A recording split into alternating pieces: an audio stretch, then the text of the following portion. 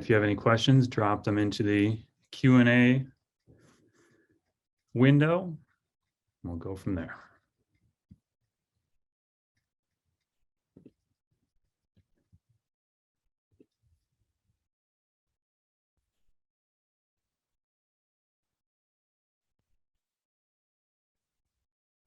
Can everybody see that? I'll take that silence as a yes. And let me know if, we'll give people 10 more seconds. Again, I'm Matthew Waney, and we'll be leading this. Great, fantastic. So.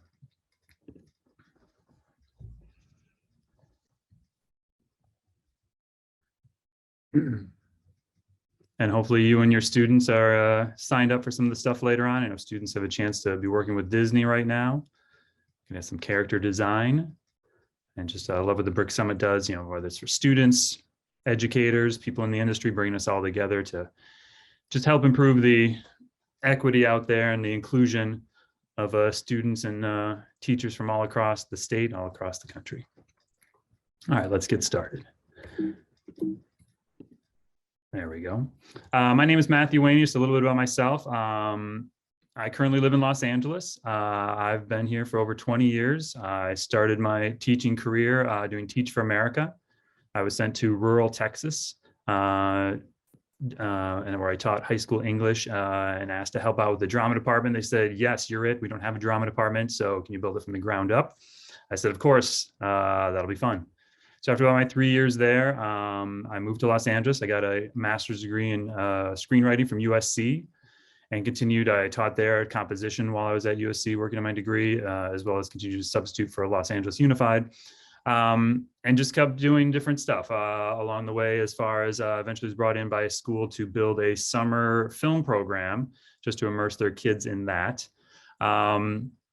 And then about 8 or 9 years ago, I was hired by my current school, LAUSD, USC Media Arts and Engineering Magnet, where they were looking to bring in a film production and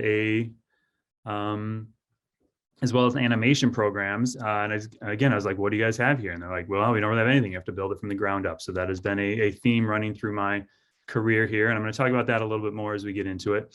But film and animation are not cheap, so I've dedicated myself to sort of helping my program out, and I've written over $1 million in grants. I've been helping out other districts as well as the Brick Foundation with some of their grants, and was honored a couple of years ago to be recognized as the National Magnet Teacher of the Year. So, all right, let's get into it. Sort of what we're going to be talking about today, and it is going to be a little bit of a workshop, so hopefully you brought your pencils and paper, or more likely your digital device to work on this. But we're going to talk about sort of, this really hit me just, my kids deserve a boost to be able to succeed and sort of see what's out there. We're going to do the grant writing 101, the success story that I've had, sort of getting to the source of some of the resources out there, and then just sort of wrapping up so you guys can get started on that. So if you do have any questions, drop them in the Q&A box. I'll have some breaks throughout, and we'll take some of those as we move forward. So again, as I said, when I started off, we did not have a film or animation program at my school. It's a Title I school, which means that 85–90% of my students come from low income households. Probably 75% of my students are Latinx, about 13% are African American or Black. And so a lot of the students didn't necessarily have those resources at home, and obviously they didn't have them at school. And I was brought in, they had this sort of class that was sort of a filmmaking class, but wasn't really labeled that. And we had sort of 8 point and shoot cameras that I've got up here in front of you. And it's like, if we want to be a legitimate media arts, film and animation, we need to start getting some of that technology. And we literally are positioned across the street from USC, and what better place to sort of start forming those contacts. But I wanted to be able to get my students that type of technology first. And over the last 8 years, we've been able to get some professional DSR cameras, as well as some Blackmagic cameras. We got some high grade tripods, upgraded our editing software, professional mics, light kits, basically built an entire editing lab with computers, high-end Macs. We renovated a room into a studio space, as well as soundproofed that the last couple of years. And all this was back before COVID, to be able to do that stuff. And again, just One thing is you probably think you've got a lot of needs, and I knew I did, but I want to, start at one place, start something small, start with something achievable as you're moving forward, being able to do that. So, all right, let's continue on from there. So grant writing 101. I'd like you to just spend 1 minute, and you might already have something in mind, just to like, what is an idea that you'd love to do for your students, for your schools? I know we got a lot of people who are nonprofits. Your nonprofit obviously has a program that you are focused on and helping somebody in the community that you serve. So just spend a little bit of time on that. Normally I do this workshop for 3 hours. So we really get into like building and fleshing stuff out. So we have 45 minutes today. So we'll do an abbreviated thing, but at least get you guys thinking to that and what we can start talking about as we move forward with some of the specifics. So go ahead, take that time, write a few things down, and I'll move forward to that in 26 seconds.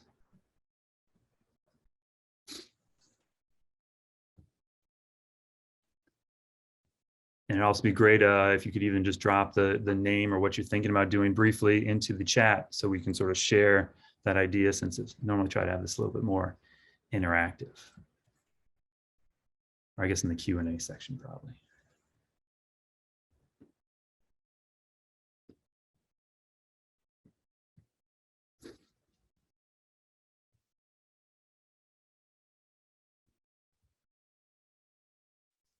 All right, now we sort of got our thing, our brains and our ideas moving forward there. Let's sort of talk about some of the larger concepts that I know I do when I go into coming up with a grant and thinking about that.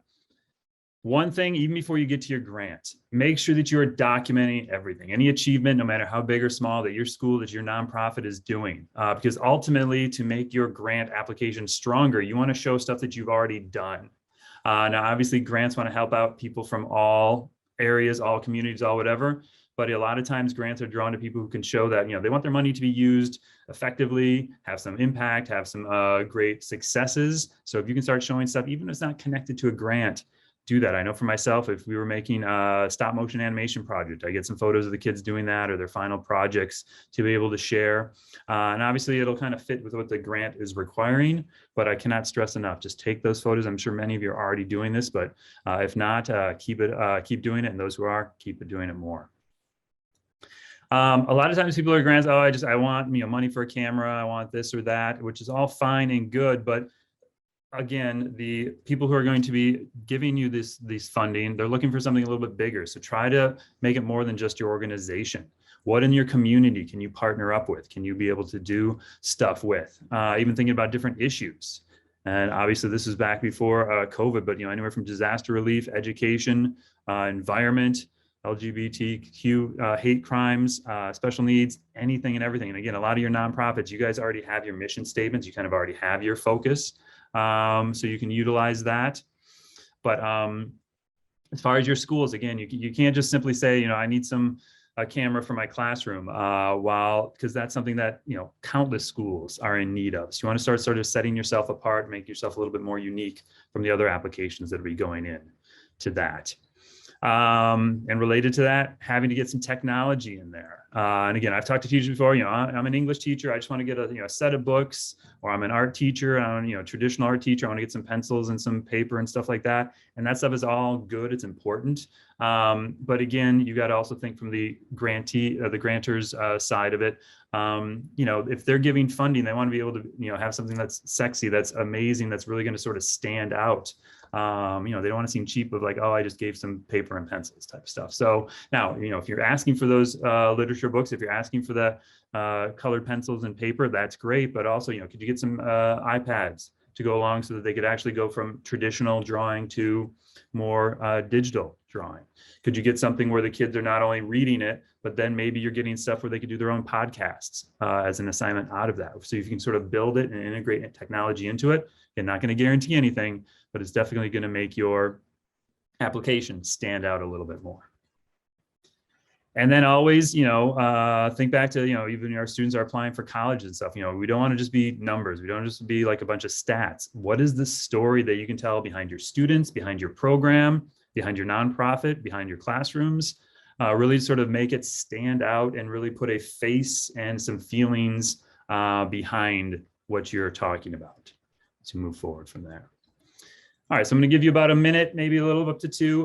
So I was thinking, again, maybe you've already thought about this, but not, jot it down, drop it into our chat here. What else? How could you integrate what you've already thought about? And again, you might already be doing this, and that's great. How can you get technology into what you're doing? How can you include the community into some of those elements? See here in the chat, Mary's got build a program in my school with equipment, but also starting your own nonprofit outside of public school. That's fantastic. You're going to be able to have that effect both in the class and outside of the class. And really that networking and that opening up can really bring a lot more opportunities to you along the way. That's great. Yeah, spend a little bit of time, again, just thinking, brainstorming. How did that first idea you came up with really going to be able to be expanded upon, bring in the community, excuse me, integrate some technology somehow as you move forward.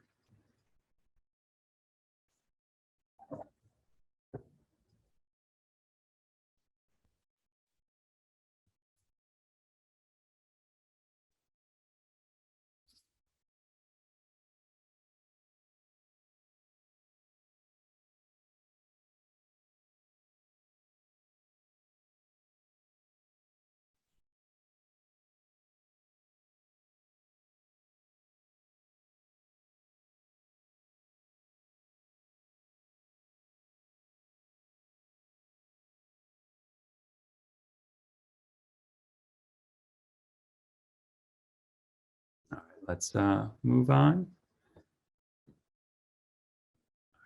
So again, we talked about, excuse me, some of the specific things you can do as you think sort of brainstorming idea-wise. Let's get into some of the nuts and bolts that I find about grants that are out there that are really relevant across almost all of them. And I'll tell you, I've written, a lot of grants in my career, and, I've had ones that literally were a half a page or even as simple as a, Google form. Those are usually few and far between, or they might be for $25, $50, which again, that amount of money might be all you need to get your classroom started, stuff like that.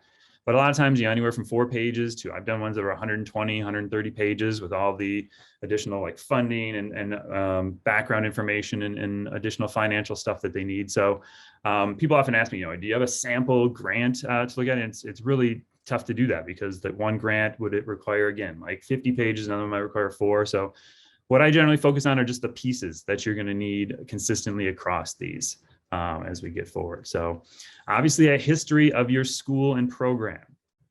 They inevitably want to know what you're doing, where you're at, where you're located. So I'm always talking about, we are a Title I school. We are just south of downtown Los Angeles. I talk about the different elements of, my school's been there for over 100 years. Started off as just a elementary school, and now we're a span school. So we have K through 12. So we've got the ability to have a lot of my programs I pitch, like my high school students are going to be working with the middle school students. We're going to be working with the elementary students. One year we did something where my photography students at the high school level, we basically adopted a 2nd grade class on our campus, and we sort of showed them how to take pictures. And we went out to a rose garden, sort of a nature reserve that's close to our school, and sort of had the kids take photos out there. So again, thinking about different ways that your history can be a part of what you're going to be proposing. Your targeted population. And again, nonprofits out there, your mission is already probably focused on a certain population, whether it's demographics, whether it's socioeconomic stuff, whatever that might be. High schools, obviously, you talk about your student population and sort of how that's going to help them out. And a lot of the grants, since I am a Title I school, I'm doing searches for those. If you're not at a Title I school, there will be some grants out there that you might not be eligible for.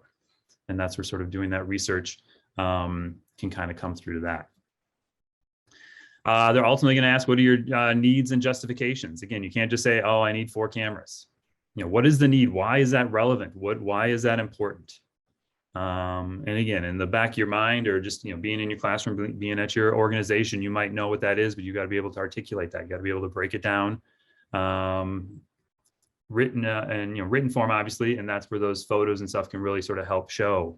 When we were looking to renovate an unused classroom, we kind of took pictures of it. It was really being used more like a warehouse space that was being stored in there. So we took pictures of it and then sort of sent pictures of how we envisioned and what we imagined the funding was going to help us do.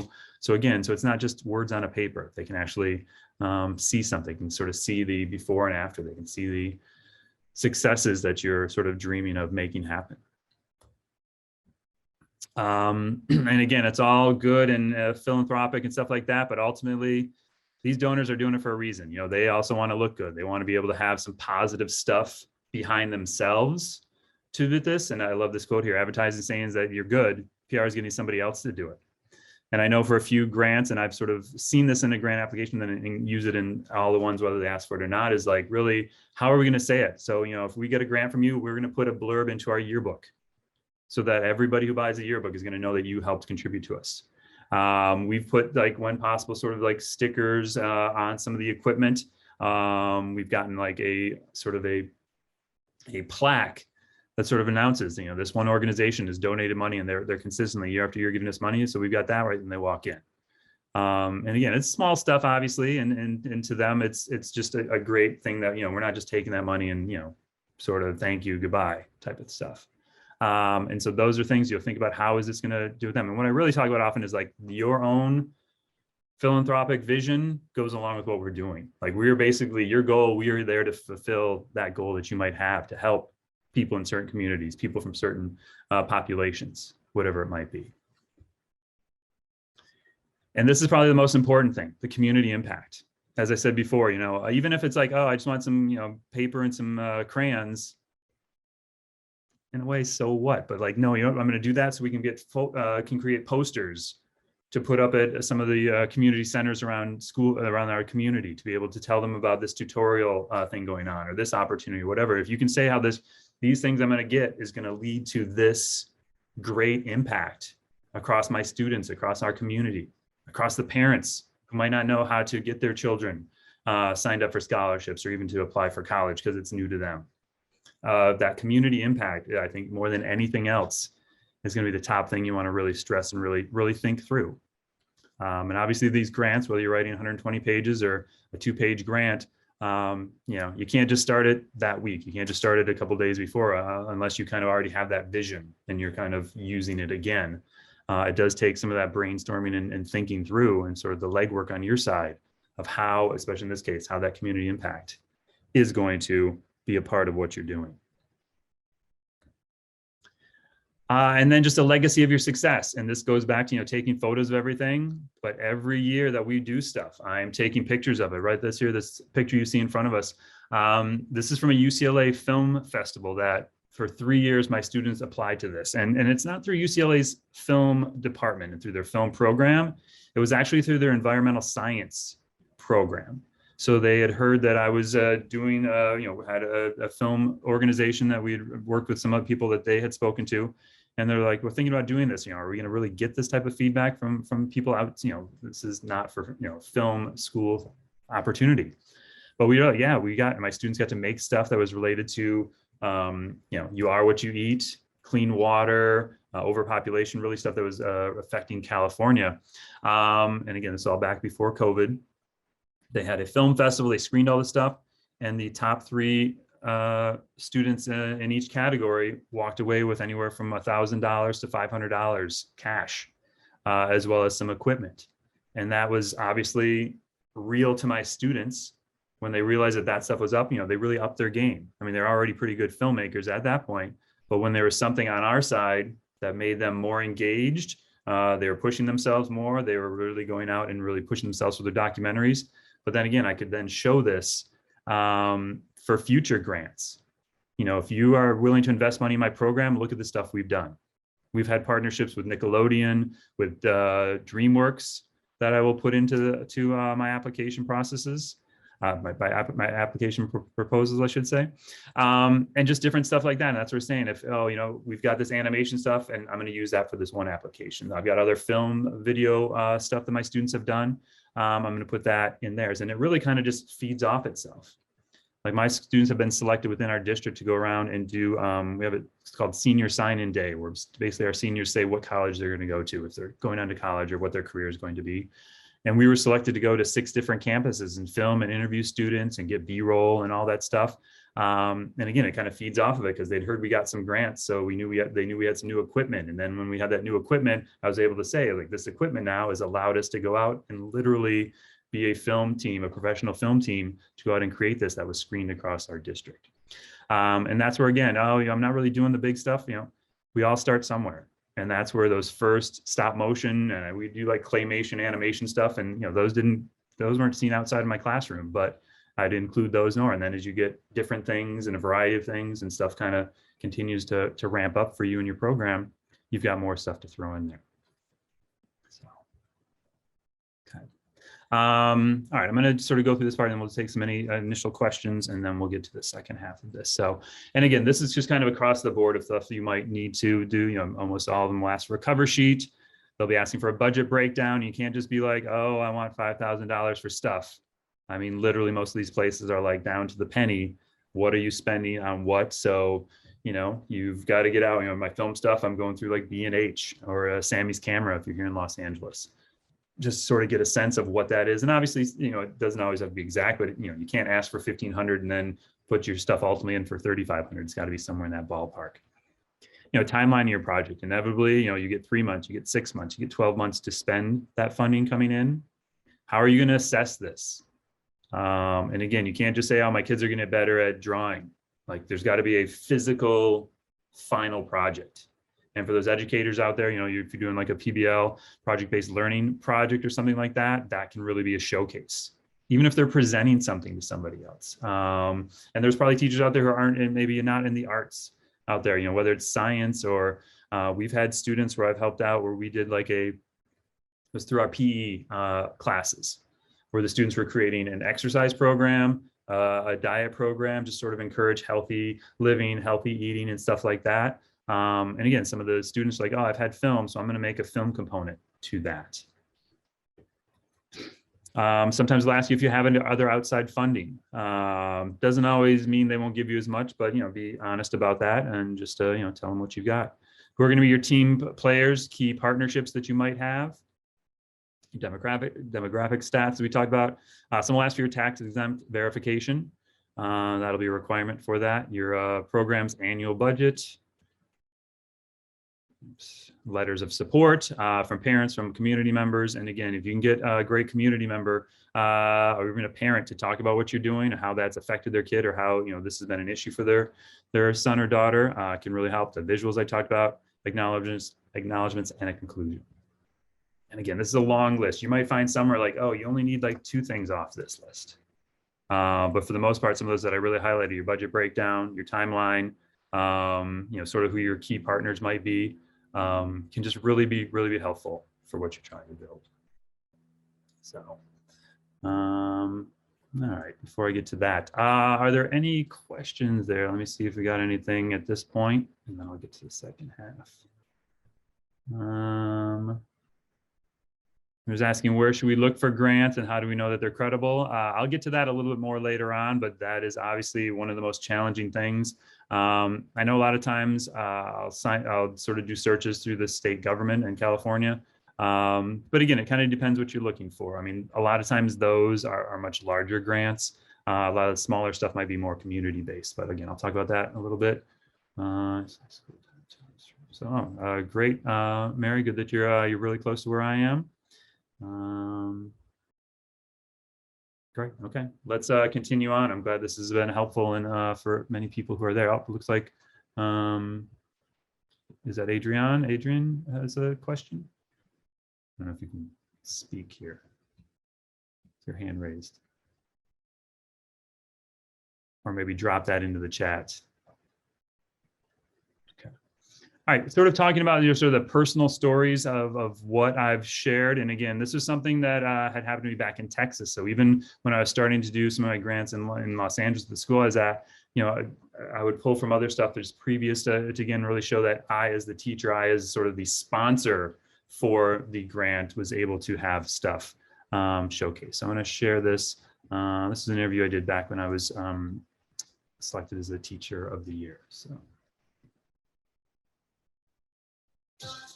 Audio good on that? I realized pretty early that I really enjoyed being a teacher, that it was really more than just a job for me. I started off teaching in rural Texas. I was a member of Teach for America. So I taught in a small little rural border town. And one student specifically, Luis, he came from a migrant family, very shy and reserved. Was really struggling to learn English and speak better. But he was really dedicated. He was in my classroom at lunchtime and after school almost every day. At first just asking about homework, and then really started opening up, just curious about what it took to go to college, what it took to do certain jobs, what should he be studying. And by the end of my third year, I taught down there for 3 years. I taught drama as well. He was trying out for roles and just, small roles, but still trying out. It was just such an amazing transition to see him do. I went back that 4th year that he graduated just to see, and he was the first in his family to graduate. And I moved to Los Angeles, and 4 or 5 years after that, I received a package, and it was this large frame of his college gown and stole that he sent to me, and basically said, "Mr. Waney, without you, without those conversations and your support, I never would have graduated." So, it's just moments like that that, it's more than a job. All right. And again, and I think that is, we all have, whether we're a teacher or a nonprofit, we have our own students like Luis, who what we're doing is really making a difference. And even if it isn't connected to your grant specifically, having those types of stories, having those types of things to share, just really, again, shows the people providing the funds who are considering your application that you are making a difference. You're making the impact, like I talked about. And again, nothing more than the community impact, the impact we're doing with our students, with the populations that we're working with, really kind of can set you apart. Is it going to guarantee you getting something? No. But again, that is going to make your pieces of paper with words on them stand out and be a story, rather than just being a bunch of numbers and a bunch of sort of a breakdown from there. So again, think about, I'll give maybe not 3 minutes, I'll give you a minute. Just sort of think about like what students, or maybe it was a project and it affected your whole class, or maybe it was just a teachable moment and it didn't even, end up being a great success, but at least it was this moment that was teachable and then led to some other, bonding of your class, people willing to go out and try something. Again, when I saw Luis trying out for these small roles, like it really, that was really moving to me. Like, here was a kid who would not, he would be behind the curtains and willing to help out, but just, was really shy, and to see that change. So I'll give you maybe 45 seconds to think about those types of things that your school and or your nonprofit have had work with you.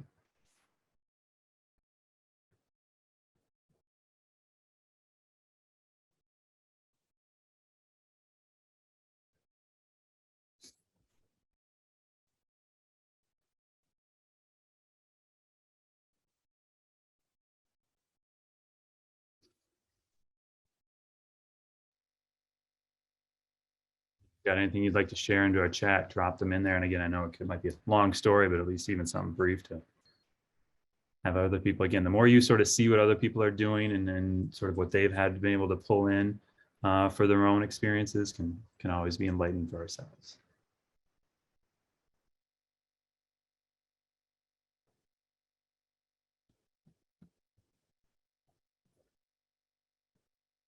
All right, let's move on from there.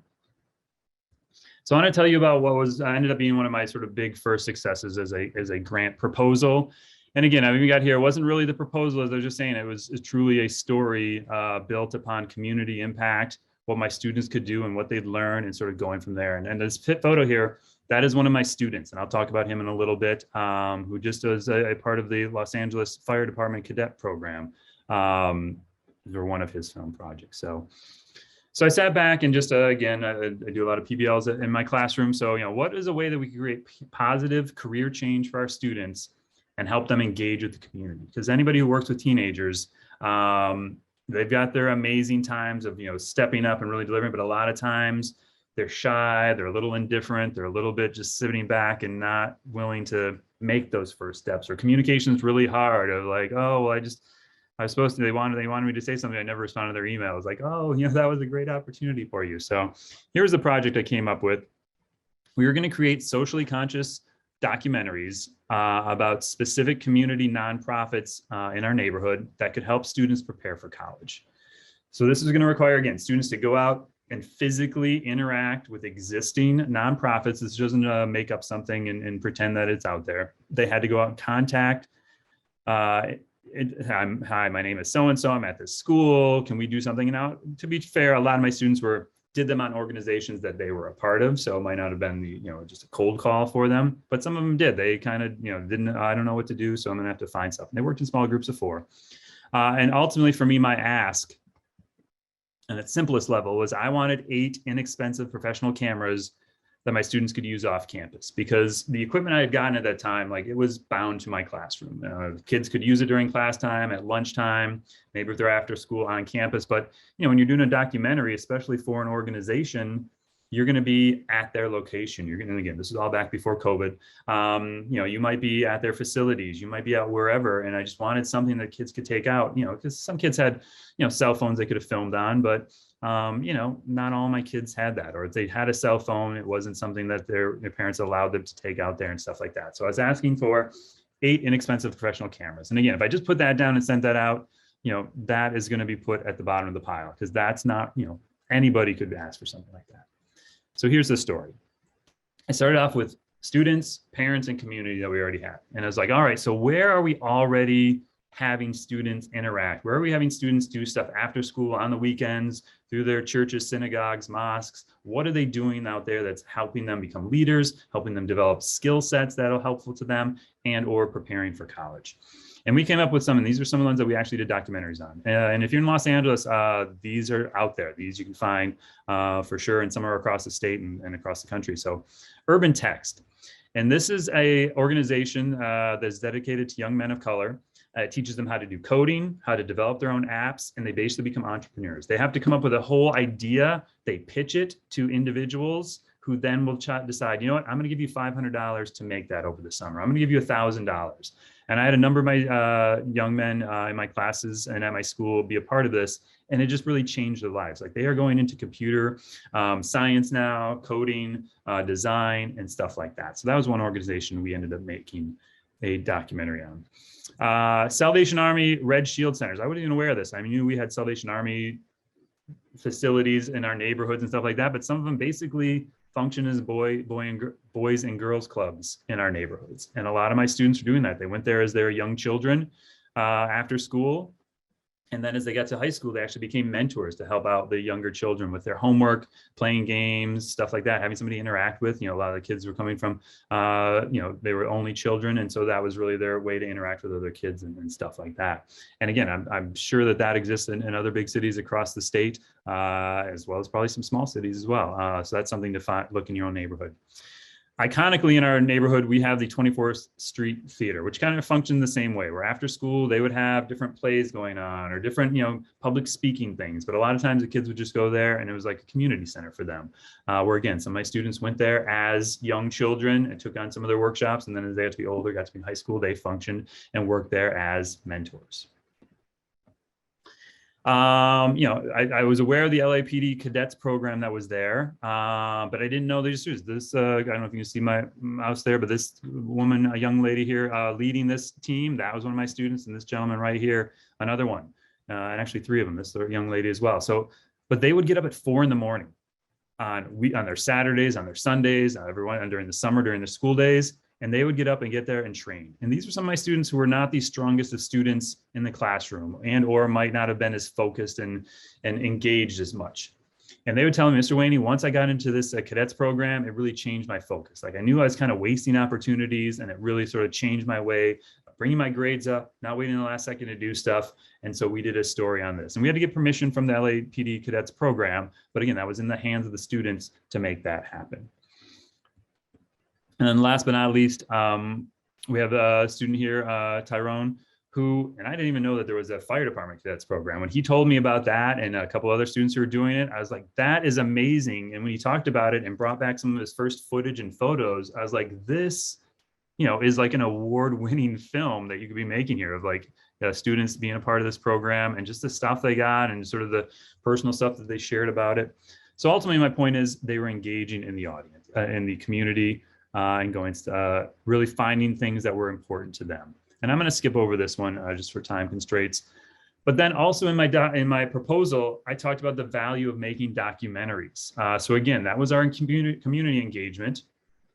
And we just talked about how my students now are going to be gaining these skills through the same grant. So these 8 cameras are not only doing that stuff community-wise, but they're teaching my students how to collaborate and communicate, with other classmates.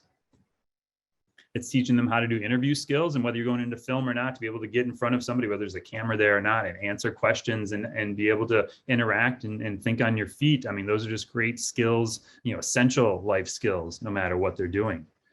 They're able to learn how to really tell a story by editing. When you get all that stuff, as we know, if you're familiar with documentaries, there really isn't that script ahead of time. You kind of have goals and a vision, but who knows what answers you're going to get? Who knows what things are going to sort of veer off into different amazing directions? So students had to work on how to tell that story for their documentary. And then ultimately they were learning basic industry skills. So taking out those cameras, setting up the lighting, or if they didn't have lighting, more likely they're setting up good natural light and how to use the location to be able to get that done. So again, now I've got student engagement, the skills they're learning. I've got the community impact. And ultimately my students were becoming community citizens by interacting and engaging with other schools, other students, people who were there at their same after program that they were in. Hey, would you mind being interviewed and stuff like that? Really amazing stuff.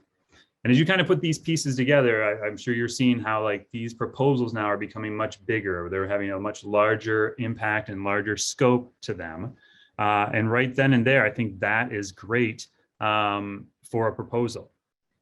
But, I like to push things even more. And so I didn't stop there.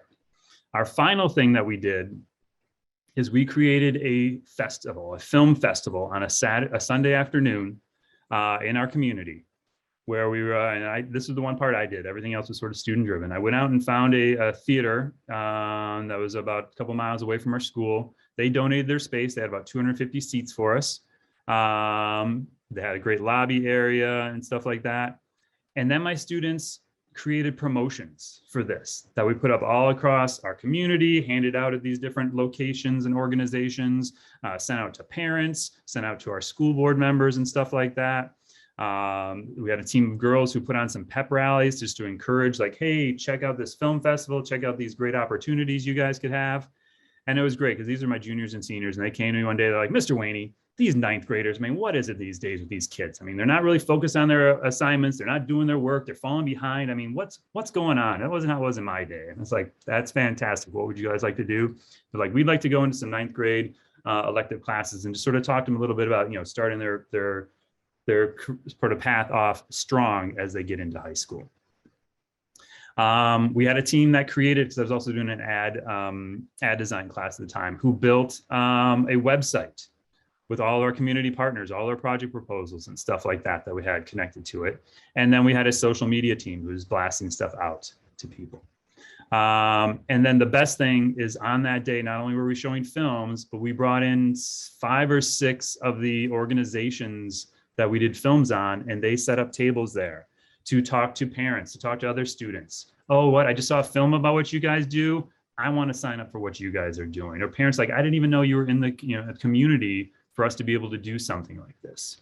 Where again, it really had community engagement and interaction here going through. The kids loved it because they get to watch films and hang out with their friends. Parents got to see what was going on, signing their sons and daughters up for stuff like this.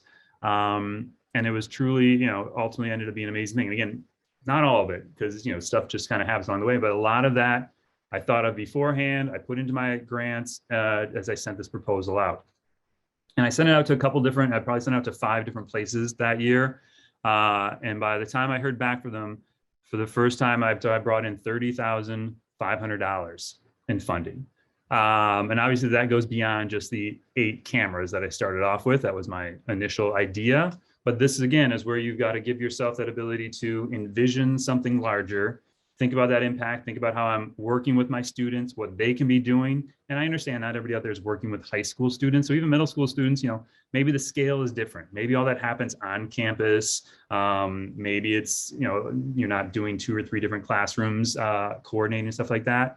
And maybe you're not going for $30,000. It certainly wasn't what I was expecting when I sent that out. But again, it's you never know when those opportunities are going to happen. And if you're not sending stuff out, you're guaranteed to get 0. So certainly can't hurt to send some stuff out here and there. So, and I don't have time to share this, but ultimately, as we were doing that, we were contacted by Uproxx, which is an online media service, a newspaper essentially, and they came out and did a story on us. And maybe I'll drop that link into the chat for people to watch on their own, because I do want to make sure we have time for questions as we move forward. But again, that was amazing. And my students sat down and like, wait, I'm going to be I'm going to be like recorded and I'm going to be in this news thing. I was like, yes, this is amazing. You guys are doing great work, and it's being recognized by you being out there in the community and making this stuff happen, which now I put that video in a lot of my grant applications. So keys to maybe sort of sum this all up. Don't be afraid of this. Grants can be very like massive and just intimidating, but ultimately there are a lot of small pieces. Just like we do with our students, we scaffold stuff, we break stuff down, break it down into smaller things. Again, you've got like the history component, you've got your mission statement. As you get, that's where you can't really, give yourself a week to do some of these, especially if it's your first time doing this. But if you give enough time, you're gonna be able to make that really doable and it won't feel like such a heavy lift. Collaborate with colleagues. I don't always follow this myself, and that's basically because I'm a one person, because we're a small school. We have about 320 kids in our high school, which I'm sure some of you are smaller than that, but I'm the one person who does animation and video production. So I've done most of this writing. But again, share with people, get some people, all right, you work on this, you work on that. What are you gonna work on and stuff like that? The other great thing, a lot of the stuff is already written. Nonprofits out there, you've already got a mission statement. You've already got a history. Schools out there. I mean, I went to my school's website and I was able to pull stuff. And yeah, I had to tweak it and adjust it, but it wasn't writing everything from scratch. So go out and see what you already have. And the best part about this is these things aren't going to change that much. Like your student population is pretty much going to be the same year to year. Sure, maybe it fluctuates a little bit, 2-3% on some of those things, but for the most part, it's going to be consistent. And it's already out there. Once you're done, and again, the first time is the hardest time, but now it's a lot easier for me because a lot of the stuff I get to use over again, and it's really just the program itself or the project that I'm doing and the ask. Like those are the parts I have to change. And so once you get that first one done, obviously I'm revising it, I'm tweaking it, and stuff changes along the way, but it's not like you have to go back and start at sort of back of the drawing board each time, because a lot of those things you will be able to reuse.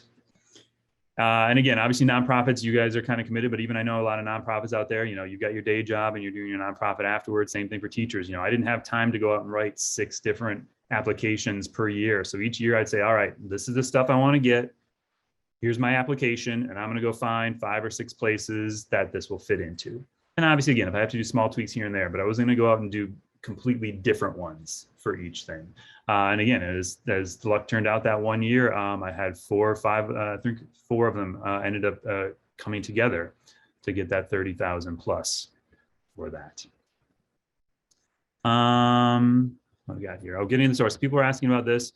So again, a lot of what I'm doing now is a much bigger grant. So I do a lot of stuff through the California Department of Ed. And stuff like that. But again, I'm going to give you a couple of resources and sort of one unlikely thing. And sometimes I just sit down and Google and I'm like, all right, I'm looking to do technology. I'm looking to do film. I'm looking to do animation. I know this is definitely the case in Los Angeles. I'm sure they'd probably do it across California, but the California Credit Union, you don't even have to be a member, but at least here in LA, each fall and spring, they offer 20 awards for $500. And again, if you got visions bigger than $500, I get it, but it's also not bad to get use a sports analogy, get a little layup, get something that's easy. Again, not that it's very competitive, so it might make it easy, but as far as getting those pieces done and writing the application is a little bit easier than doing something that's a little bit larger. I also know a lot of teachers out there. If you are a CTE teacher, there are the Perkins grants, there are the CTIG grants that are out there. Those are great ways to get funding within your school district. As well. And then one unexpected thing, grants aren't always just pure cash. And we've done this 3 times now. As I was doing research, I don't know, 4 or 5 years ago, this Gilder Lehrman Institute of America, they're like, hey, take all of your junior history students to a free matinee of Hamilton. And this was back when Hamilton first it was in New York, but first did its tour around the States. And I was like, this is amazing. And like, if I write this grant, I'm going, because I'm not going to spend $450 to go see Hamilton. And so I did that. And we ended up having to do stuff. A student had to make a film project, as it turns out, through their history class. So I was involved in what we were doing for that. But to take, I had kids like, Mr. Whitney, can I scalp my ticket? It's like, no, you're not scalping your ticket. You're going and enjoying this here. But it was pretty amazing. And the kids like really, for them, it was the first time they'd been to see a theater production, a musical of that level, of that degree. And it just really blew them away of what they're able to do. We did it again back in 2020. Or accepted, and literally, when everything shut down in March of 2020, it was a month before we were supposed to go for that. So unfortunately, those juniors didn't get it. But we did just send a group this year, last week, to see that in Los Angeles. But again, maybe that, and again, they tour. So this happens in different big cities across the country as well. But more my example is there's stuff out there that might be unusual, that might not be necessarily up the line of what you're thinking about. They don't offer it anymore, but there was a different one from Morgan, Kinder Morgan, who, if you know Kinder Morgan, they do oil refinery. They're like petroleum and stuff. But they did an art grant for up to $5,000 or $10,000 if your school existed or your organization existed within 30 miles of one of the facilities, which we did. So I got some money from them one year. But again, I guess my point again, don't just look for stuff that's related to your focus. Look at stuff beyond that. All right, so in summary, today, you guys learned that you should be photographing and documenting everything. Brainstorm a project, think about how we can community and technology connection involved in that. We skipped that mission statement part. For time, you learned how to tap into your website's organization, your organization's website, I should say, for info that might make it easier, and thought about writing a personal moving story about your program so that finally you can get that stamp of approval, get that letter of congratulations, this funding is yours. And my last thing here, and this was a sort of an approach I took back when I was in high school writing scholarships and stuff, and I'd think, if I never wrote a grant, I'm going to earn zero money for myself, or in this case, for my students. And that's the best I could do, is zero. If I write a grant and submit it, the worst I could do is zero. So now I'm sort of at that same playing level, and taking that approach so far has helped me earn over $1 million for my students in my pathway. And again, you can do that too. It's just a matter of starting. You're not going to start off with $1 million, but start small, so keep building, and you too can make it there. So, all right. Good. We got about 12 minutes, or maybe about 8 minutes for any questions people might have. Again, drop them in the chat. We've got anything there? Good. Charlotte's talking about how these little details can really help elevate proposals. Glad this has been valuable, insightful for people.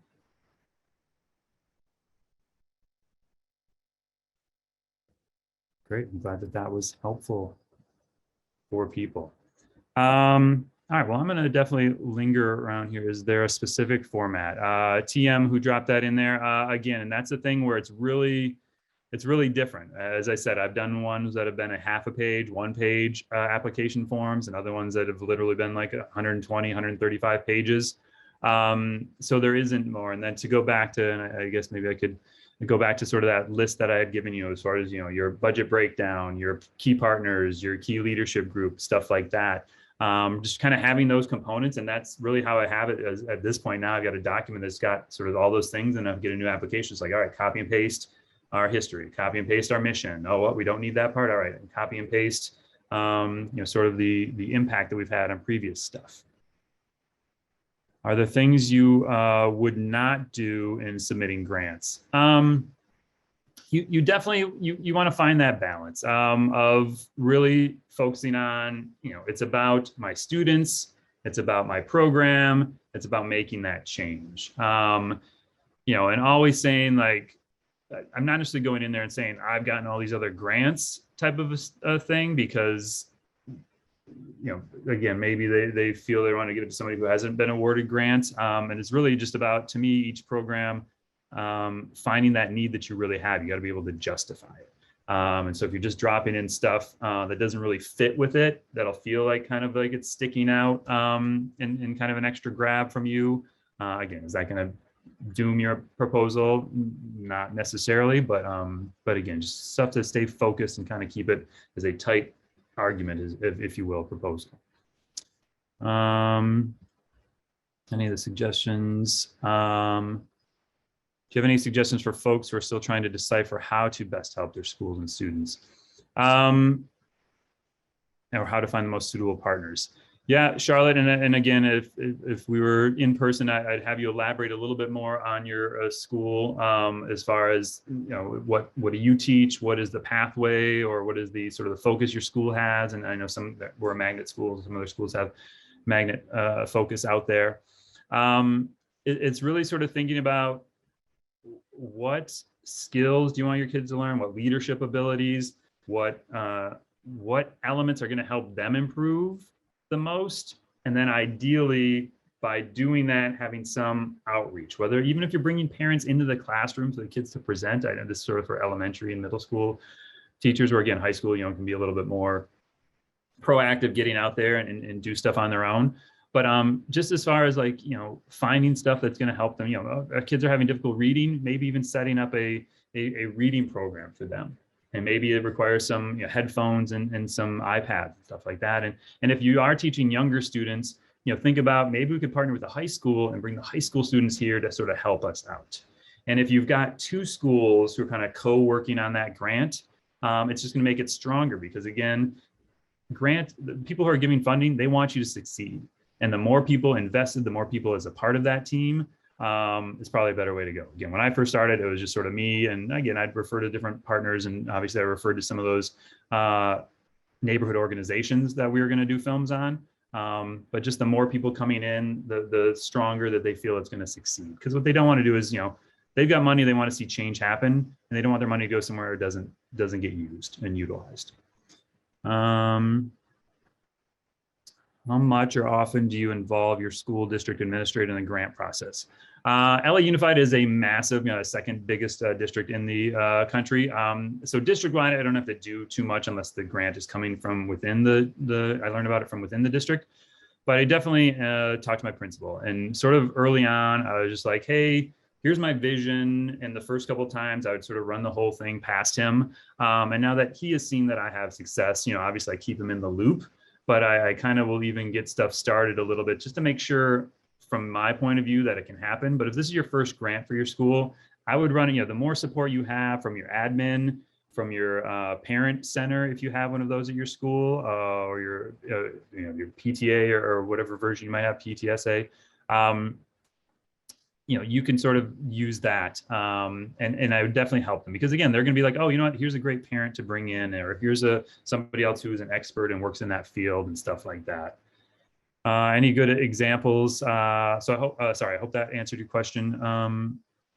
Linda, Michelle, are there any good samples out there? There are not a lot of good samples out there. And basically organizations that are doing their own grants, they don't really want to share it, because if they're doing well, they want to be able to, you know, it's very competitive, a lot of these grants, especially as you move up the chain and get to some bigger, larger grants. So you're not going to find a lot of stuff out there. And in the end, you know, even what they've got is not going to be helpful for you. It's not like you can really, not that I'm saying you copy and paste it, but it's not like you can really go out and use it, because you're going to have to bring in all your own organization stuff. And I think really two things: sort of developing those points that I talked about, but two, really reading the application clearly, because I've definitely heard where, and I guess this is back to somebody else's question, like, is there a bad thing in there? Like, make sure you're answering their question. Like if they say spend a half a page talking about something, talk about that thing that they ask about and do it in a half a page. Don't get off on a tangent. Don't start talking about, you know, this great thing your school did, but has nothing related to the topic at all. That is something where, again, especially if they're reading a lot of stuff, sometimes they get the mentality like, what can I say no to, just to get my pile down a little bit. So make sure, and this was something I did for my early grants, is I give it to one of my admins who was helping me a lot with that. Like, am I answering the question? Am I off? Am I repetitive? And they'd be like, oh, you actually missed this string here. And I was like, oh, you're right. I thought I'd answered it, but I didn't. Okay. So you share those resource grants. As far as like where I get the resources from, I'm not sure what Mary's asking there exactly. Right, please keep it specific. Great. And it looks like those are it for the questions. See if there's anything else on here. How often? Okay, sorry, this passed on there. So, all right, well, I want to wrap it up here. So I want to make sure people have time for a little bit of break and before they get to their last thing. But I do want to just drop in here. One thing, I know there's the general reflection that's dropped in from Brick, but I like to drop my own in, although I don't know if I can drop it into the, I don't know if everybody will see this. So if any of my co-hosts are there and can drop that link out to them, it just sort of gives me information. I try, once a month or so to send some stuff out, whether it's opportunities, and usually it's in the film animation space, but some grants and stuff like that. And also just, curious what you enjoyed about this. If you've got other questions you want to reach out and share with me, drop that. It is a bit.ly link. And again, do that. Do you have a tip for grant writing? Perhaps there's one thing you think has helped the most success. It's kind of going that one more step of like, all right, I've done all this stuff. And again, getting 8 cameras to do documentaries, that's really helpful. But what could I do that's a little bit more? Because everybody could ask for 8 cameras and do documentaries. What's going to set it apart a little bit more? Because ultimately, you want to make sure that yours is unique. Yours is something that has never been done or rarely been done before. Because again, if yours is going to read the same as 20 other applications, you still might get selected, but it's not really setting itself apart. And if you can, include visuals. I've included links to videos. Again, I'll share that link to the Uproxx one. Like, I put that into applications. I will literally print out photos of my students doing stuff, because let's face it, I mean, who wants to read stuff? All right, it's a visual, we're in a visual society, right? Like, they want to see pictures, they want to watch videos, they want to do stuff like that. Now, you've got to still write well and make sure that it's strong, but use the visuals. I find like that has probably been a really helpful thing for me as well. So, all right, I'm sorry to say again, drop that into, reply to my reflection, and I'll also put my email in there again. If you want to forward that out, and I guess I can share my screen and have people see that information there. But yeah, there's my email. There's the bit.ly link. And if anybody's a CTE teacher, I will go back, I guess, one frame. If you're going to be, these are both virtual, the ACTE Hawaii conference, I'll be doing a workshop there on filmmaking tips for non-filmmaking educators. And if you're going to the Educating for Careers conference, I'm doing a couple things there as well for CTE teachers. So, but all right, thank you again. Enjoy this Brick Summit. And it's just a fantastic stuff to see you guys here on a Saturday.